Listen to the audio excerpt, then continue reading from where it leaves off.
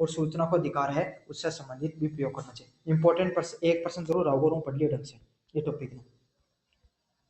अब आपके लास्ट में 4 नंबर यूनिट है, वो कौन सी है? साइंस एंड डिसिप्लिन से संबंधित है, विज्ञान और अनुशासन से संबंधित है। सबसे पहले सबसे महान वैज्ञानिकों का जीवन परिचय, और यो मैं मेरा मनु को लिख के हूँ, ए वैज्ञानिक को नाम थार सिलेबस में दिया गया है।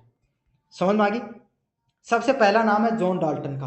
किसका नाम है? जॉन डाल्टन का। जन्म की कहां पर है उनका? 1766 में इंग्लैंड में हुआ। तो जॉन डाल्टन का जो जन्म है वो 1766 में इंग्लैंड में देखने को मिला, और इनके द्वारा एटॉमिक थ्योरी है उसका प्रतिपादन किया गया था, जिसमें क्या बताया था इन्होंने? छोटे छोटे कणों से क्या बना होता है आपके सामने? जो परमाणु है वो छोटे छोटे कणों से मिला, मतलब वो परमाणु है या अपनो शरीर है ना, देखो अपनो शरीर में कहीं खून है, मान लिया खून के अंदर लाल लाल कलर है, वो अंदर की वो लाल लाल कलर के रेड ब्लड है। अब साइंस वाला है मत मानते गुरुजी पहले बेरो मत थान कौन बता रहे हो, 8 आला बता रहे है ना। वो अंदर लाल रक्त कणिका है। अब लाल रक्त कणिका भी क्या हो, क्या से बनी हुई है? एटम से, परमाणु से बनी हुई है, मतलब सेल से बनी हुई है ना। सेल भी एक परमाणु ही है। तो उसके अंदर भी इलेक्ट्रॉन प्रोटॉन हर चीज है, मतलब सेल के अंदर नहीं होते वो तो अलग इलेक्ट्रिसिटी उनकी बात करें उसके अंदर। तो वो क्या है, इसमें ये बताया गया कि अपना जो कोई भी परमाणु होता है, कोई भी चीज होती है, वो छोटे छोटे कणों से बनी होती है। समझ में आ गया आपके सामने? कोई भी पूरे शरीर बाद में बस सेल्स है, अपना पूरी लिक्विड बना वो, फिर ब्लड अपने शरीर के अंदर, इससे पूरी ढांचा को निर्माण है। तो ये किसने बताई थी? सबसे पहले जॉन डाल्टन ने ये चीज बताई थी। आर्नेस्ट रदरफोर्ड की बात करें, इनका जन्म कब हुआ था? 1871 में इंग्लैंड न्यूजीलैंड में हुआ था। तो आर्नेस्ट रदरफोर्ड है, इनका जन्म न्यूजीलैंड के अंदर हुआ था, और इन्होंने न्यूक्लियर मॉडल की, प्लेनेटरी मॉडल के बारे में बताया था। श्रवण पन्नी का उपयोग करके नाभिकीय को खोजा था। ये एक जो गोल्ड फॉइल है, जो अल्फा पार्टिकल है उनको स्ट्राइक कराई थी, उन्हें टक्कर मरवाई ही जना। कुछ पार्टिकल है वह सीधा चला गया, कोई टेढ़ा चला गया, कोई वापिस आगा। तो वापिस आगा जना तो बता दियो कि बेउरा कोई न्यूक्लियस है, सारो को सारो जो मास है वो एक जगह केंद्रित रहे, कोई इन्हें बिना थोड़ा बहुत टेढ़ा मेढ़ा गया जना बताइए कि किससे टकरा गया था? प्रोटॉन से, और बाकी का जो आपके सामने सीधा चला गया वो के लिए बताया कि सारो सारो खाली है। फिर आइजैक न्यूटन है, इनके द्वारा उनका जन्म कब होता है? 1642 में इंग्लैंड के अंदर इनका जन्म देखने को मिलता है। इनके द्वारा क्या नियम दिए गए थे? गति के नियम, गति का प्रथम द्वितीय तृतीय नियम आपको दिया गया था। गुरुत्वाकर्षण ग्रेविटी के नियम दिए गए थे इनके द्वारा। साथ के साथ न्यूटन के द्वारा जो E=mc² का आपने नाम सुना होगा, है ना, एनर्जी मास कंजर्वेशन का जो आपके सामने फॉर्मूला है वो दिया गया था, जिसमें प्रकाश के अध्ययन में भी इन्होंने महत्वपूर्ण कार्य किया था। फोटो इलेक्ट्रिसिटी, जो फोटो इलेक्ट्रॉन होते हैं उनके बारे में इन्होंने ही बताया था। तो आपको अच्छे से याद कर लेना, आइजैक न्यूटन का 1642 में जन्म हुआ था, इंग्लैंड में इनका जन्म हुआ, गति के नियम दिए और गुरुत्वाकर्षण का सिद्धांत दिया था। ग्रेगर मेडल की बात करें, इनका जन्म कब हुआ था? 1822 में, ऑस्ट्रिया नामक देश है यूरोप का, वहां पर हुआ था। इनको किनका जनक माना जाता है? अनुवांशिकी का जन्म माना जाता है, फादर ऑफ जेनेटिक्स। जो मटर का पौधा पर परीक्षण करियो है ना, कोई बुरा मटर है, कोई हरिया मटर है, दोनों ने मिला दिया, कदे बुरा जाम जाए, कदे आपके सामने हरिया हो जाए, कोई छोटा हो जाए, कोई मोटा हो जाए, एक चीज आप करियो ना, वो जेनेटिक्स अनुवांशिकी के बारे में इन्होंने बताया था ग्रेगर मेडल ने। इन्होंने क्या किया था? मटर के पौधे पर वंशानुक्रम को समझाने का प्रयास किया था। फिर भारत के साइंटिस्ट है कौन? जन्म होमी जहांगीर बाबा। तो होमी जहांगीर बाबा के द्वारा जो इनका जन्म कब हुआ था? 1909 में मुंबई के अंदर जो होमी जहांगीर बाबा का जन्म हुआ था। इनका क्या योगदान है? इन्होंने भारत में परमाणु ऊर्जा के कार्यक्रम को जन्म दिया था। तो होमी जहांगीर बाबा के द्वारा भारत में परमाणु ऊर्जा के जो कार्यक्रम है उसके जनक के रूप में इनको जाना जाता है। इनकी उपलब्धियों की बात करें, इनके द्वारा Tata institute of fundamental research TIFR की स्थापना की गई थी। तो जो आपके सामने जो होमी जहांगीर बाबा है, इनके द्वारा जो टाटा TIFR है, टाटा इंस्टीट्यूट है ना की है मान लेते बस, TIFR Tata institute of fundamental research, वो है इनकी स्थापना करने का इनको प्रमुख योगदान है। टाटा इंस्टीट्यूट नहीं हुई, TIFR के द्वारा की गई थी। टाटा इंस्टीट्यूट तो लिमिटेड तो रतन टाटा की है। अगले वाले पॉइंटों की बात करें अपन, विज्ञान और ध्वनि। ध्वनि एक यांत्रिक तरंग, मैकेनिकल वेव है, जो ठोस जल और वायु, ठोस और जल में कंपन से उत्पन्न होती है। तो सबसे पहली बात है ध्वनि पकाया उत्पन्न होगी, कंपन से उत्पन्न होगी, उससे तरंग निकलेगी, और पकाए की तरंग है यांत्रिक तरंग है। समझ में आ गई? तो कोई भी चीज देख लो थे, कोई भी चीज का मारोगा तो कम कम वाइब्रेशन दिखोगा, है ना। काफी बार नहीं दिखता, लेकिन जो बहुत ज्यादा ठोस चीजें होती है उनमें नहीं दिखता, लेकिन थोड़ी सी भी तरल होगी, सेंसिटिव होगी, उसमें आपको कंपन दिखता है। और कोई भी चीज कंपन कर रही है तो कम से कम वाइब्रेशन, जो तरंग तो निकलेंगे, है ना। और तरंग कैसे निकलती है? यांत्रिक तरंग निकलती है।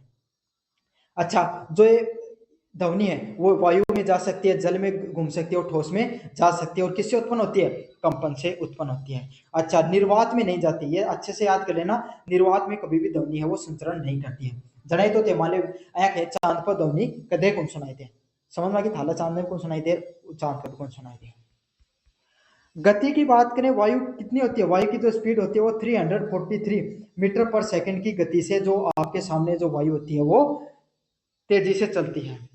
परावर्तन की बात करें तो परावर्तन क्या है? आप थे बोल रहे हो, जब हमारे खाली कमरा उन थे बोलिया बातचीत वापिस सुनाई दी, उन इको का नाम से जाना जा, परावर्तन का नाम से जाना जाए। ध्वनि मूल्यांकन क्या होता है? आवाज की ऊंचा व गहराई से सुनाई देना। तो ध्वन्यांकन होता है कोई भी ध्वनि होती है उसको ऊंचाई व गहराई से सुनते हैं, उसको ध्वन्यांकन के नाम से जाना जाता है। किसमें प्रयोग किया जाता है? संगीत, संचार व सोनोर व अल्ट्रासाउंड में आपको ध्वनि का उपयोग किया जाता है। इसके माध्यम से अपन अलग अलग प्रकार की चीजों का उपयोग किया जाता है, मैकेनिकल वेव्स का। लास्ट नंबर टॉपिक की तरफ अपन बढ़ेंगे, पोषण और संतुलित आहार। एक ऐसा भोजन जहां पर सभी पोषक तत्व तो उचित मात्रा में, उसको संतुलित आहार कहा जाता है। मतलब ते खानो खाने बैठा उम थोड़ी दाल है, थोड़ी चावल है, रोटी है, ऊपर घी लाग रहा है ना, सलाद काट के बैठे हो, इन्हें दूध है, समझ में आ गई? दूध की ना दही है। तो यो क्या एक संतुलित आहार है जिसमें सारा पोषक तत्व है, विटामिन, प्रोटीन है ना, कार्बोहाइड्रेट, फाइबर, सारी चीजों का जो पोषक तत्व देखने मिली उन्हीं के कहे आपके सामने संतुलित आहार का नाम से जाना जाए। अब संतुलित आहार होने के लिए कौन से पोषक तत्व होने चाहिए उसमें? सबसे पहले कार्बोहाइड्रेट। कार्बोहाइड्रेट के लिए ऊर्जा के लिए, तो ऊर्जा के लिए अपन किस प्रकार के भोजन का सेवन करते हैं? चावल व रोटी। तो थे भोजन खा रहे हो, उन कार्बोहाइड्रेट के रूप में क्या मिला था ना? चावल व रोटी मिला। प्रोटीन, प्रोटीन क्या कार्य आता है आपके शरीर में वृद्धि करने के लिए? तो इसमें क्या आती है? दाल व दूध में आपके सामने आपको क्या मिलती है? प्रोटीन मिलती है। अगले वाला क्या? वसा, ऊर्जा का भंडार होता है। तो वसा जो फैट होती है, जब मतलब घी की जो ब्रेड रोटी होती है ना, तो इससे क्या है वो क्या है? घी और तेल में जो आपके सामने वसा होती है, इससे आपको क्या मिलता है? ऊर्जा का भंडार मिलता है।